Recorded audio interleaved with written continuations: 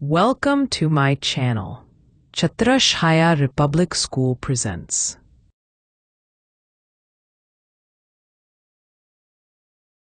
नमस्ते। हमारी रोजमर्रा की जिंदगी में ना साइंस हर जगह छिपा हुआ है और आज हम पानी के कुछ ऐसे ही कमाल के एक्सपेरिमेंट्स को समझने वाले हैं जो हमारे बिल्कुल आसपास ही होते रहते हैं।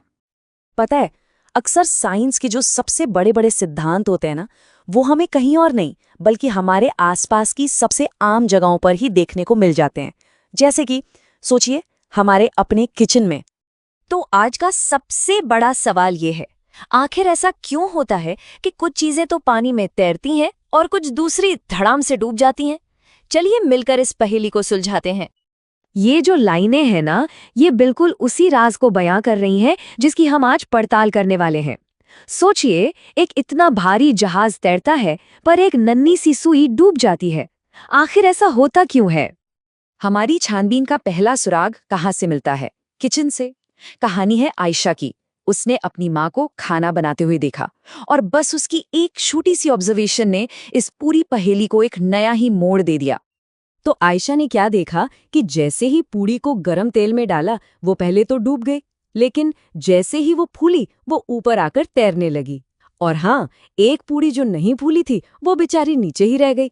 तो इससे एक बात तो साफ हो गई कि किसी चीज का तैरना सिर्फ इस बात पर निर्भर नहीं करता कि वो बनी किस चीज से है, बल्कि हवा और उसके आकार का भी इसमें बहुत बड़ा रोल है।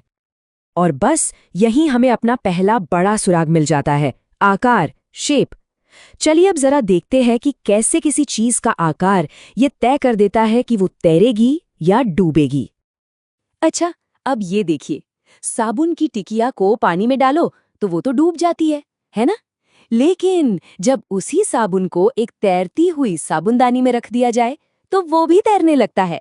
इसका मतलब क्या हुआ? मतलब ये कि कंटेनर का आकार, उसकी शेप बहुत ज्यादा मायने रखती है। और इस बात को समझने के लिए ये एक्सपेरिमेंट तो जबरदस्त है। एल्यूमिनियम फॉइल का एक ही टुकड़ा, जब उसे गेंद की तरह दबा दो तो वो तुरंत डूब जाता है, लेकिन उसी टुकड़े को जब खोलकर फैला दो तो वो तैरने लगता है। देखा, आकार ने तो पूरा खेल ही बदल दिया। तो सबसे जरूरी बात क्या निकल कर आई? वो ये कि किसी चीज का आकार उसके वजन पर भारी पड़ सकता है।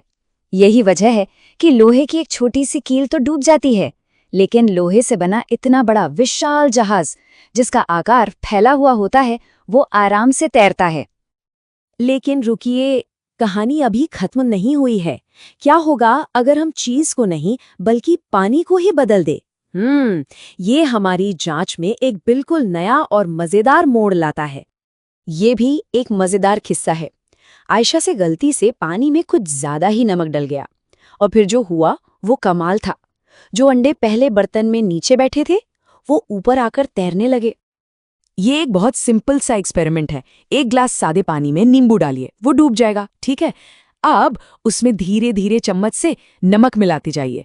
जैसे जैसे नमक घुलता है ना, पानी गाढ़ा हो जाता है, मतलब उसकी डेंसिटी बढ़ जाती है, और ये बढ़ा हुआ गाढ़ापन ही नींबू को ऊपर की तरफ धकेलता है, जब तक कि वो तैरने नहीं लगता। और पता है, ये छोटा सा किचन का एक्सपेरिमेंट हमें दुनिया के एक बहुत बड़े अजूबे तक ले जाता है, डेड सी यानी मृत सागर। वहां पानी में इतना ज्यादा नमक है कि लोग बिना किसी कोशिश के उसकी सतह पर लेटकर आराम से तैर सकते हैं। सोचिए जरा, अंदाजा लगाइए कितना नमक होगा। सिर्फ 1 लीटर पानी में 300 ग्राम नमक। ये इतना ज्यादा नमक है कि पानी इतना गाढ़ा, इतना डेंस हो जाता है कि इंसानी शरीर भी उस पर आराम से तैरने लगता है। कमाल है ना? चलिए अब आते हैं हमारी आखिरी पहेली पर। पानी का रहस्यमयी तरीके से गायब हो जाना ये किसी साइंटिफिक जादू की तरह है जो हमारी आंखों के ठीक सामने होता है। तो होता क्या है, जब पानी को गर्म किया जाता है तो वो भाप बन जाता है और हवा में मिल जाता है। हम सबने ये देखा है। इसी प्रोसेस को इवेपोरेशन या वाष्पीकरण कहते हैं, और हम इसका इस्तेमाल तो रोज ही करते हैं, धूप में कपड़े सुखाने से लेकर आम पापड़ बनाने तक। लेकिन ये जो पानी के भाप बनने की मामूली सी प्रक्रिया है ना, ये सिर्फ कपड़े सुखाने तक ही सीमित नहीं है। इतिहास में एक वक्त ऐसा भी था जब ये एक बहुत बड़े आंदोलन का, एक बहुत बड़े विरोध का केंद्र बन गई थी। बात है 1930 की। उस समय की ब्रिटिश सरकार ने एक कानून बनाया कि भारत के लोग अपना नमक खुद नहीं बना सकते।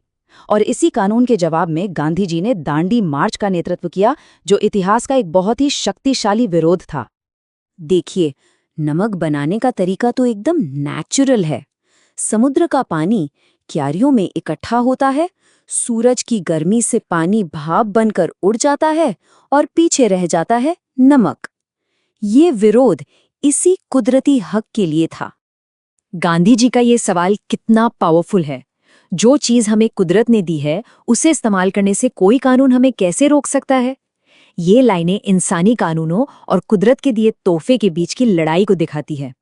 ये बताती हैं कि कैसे एक सिंपल नेचुरल प्रोसेस का इतना गहरा सामाजिक और राजनीतिक मतलब हो सकता है। तो आज हमने क्या क्या सीखा? हमने 3 सिंपल सी बातें जानी। पहली, किसी चीज के तैरने में उसके आकार का बहुत बड़ा हाथ होता है। दूसरी, पानी में नमक घोलने से वो गाढ़ा हो जाता है और चीजें तैरने लगती हैं। और तीसरी, गर्म करने पर पानी भाप बन जाता है।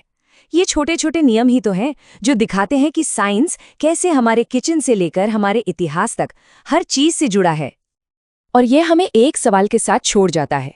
अगर पानी के एक कटोरे में इतने सारे राज छिपे हो सकते हैं, तो जरा सोचिए हमारी आंखों के ठीक सामने इस दुनिया में और कितना जादू छिपा होगा जो बस खोजे जाने का इंतजार कर रहा है। तो बस अपने आसपास की दुनिया को एक नई जिज्ञासा भरी नजर से देखते रहिए।